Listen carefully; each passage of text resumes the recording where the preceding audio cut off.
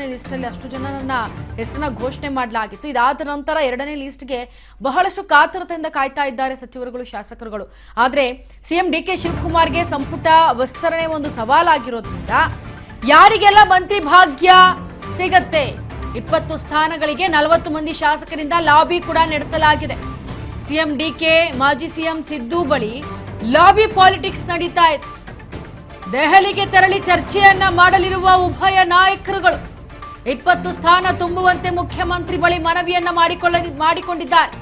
20 ಸ್ಥಾನ ತುಂಬುವುದಕ್ಕೆ ಮನಸ್ಸು ಮಾಡಿದ್ದಾರೆ ಸಿಎಂ.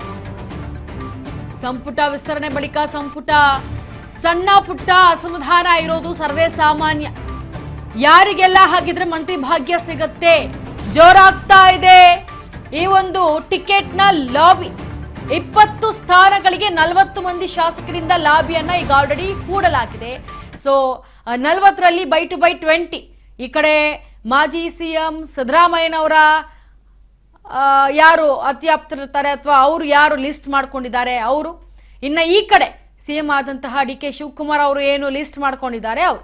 ಇನ್ನು ಬರೋಬ್ಬರಿ ನಾವು ನೋಡೋದಾದ್ರೆ 20 ಸ್ಥಾನಗಳು ಅಂತಂದ್ರೆ ಇಲ್ಲಿ ಈಗ ಹೈಕಮಾಂಡ್ ಬಳಿ ಮಾತನಾಡೋದಕ್ಕೆ ಹೋದಾಗ ಅಲ್ಲಿ ಬರುವಂತ ಮಾತೇನಪ್ಪ ಅಥವಾ ಮೇಲ್ನೋಟಕ್ಕೆ ಕಾಣೋದು ಲಿಸ್ಟ್ ನಲ್ಲಿ ಏನಪ್ಪಾ ಅಂತಂದ್ರೆ ಡಿಕೆಗೆ 10, ಸಿದ್ದರಾಮಯ್ಯನವ್ರಿಗೆ 10 ಅಂತ ಕೇಳಿ ಆ ಒಂದು 20 ಸ್ಥಾನಗಳನ್ನ ಭರ್ತಿ ಮಾಡಬಹುದು. ಆದ್ರೆ ಇಲ್ಲಿ 40 ಮಂದಿ ಶಾಸಕರಿಂದ ಲಾಬಿಯನ್ನ ಹೂಡಿರೋದು, ಹಾಗಾಗಿ ಬಹಳಷ್ಟು ತಲೆನೋವು ಸ್ಟಾರ್ಟ್ ಆಗಿರೋದು ಡಿಕೆಗೆ.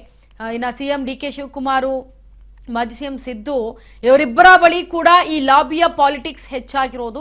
ದೆಹಲಿಗೆ ತೆರಳಿ ಚರ್ಚೆಯನ್ನ ಮಾಡಲಿದ್ದಾರೆ ಉಭಯ ನಾಯಕರುಗಳು. 20 ಸ್ಥಾನ ತುಂಬುವಂತೆ ಮುಖ್ಯಮಂತ್ರಿ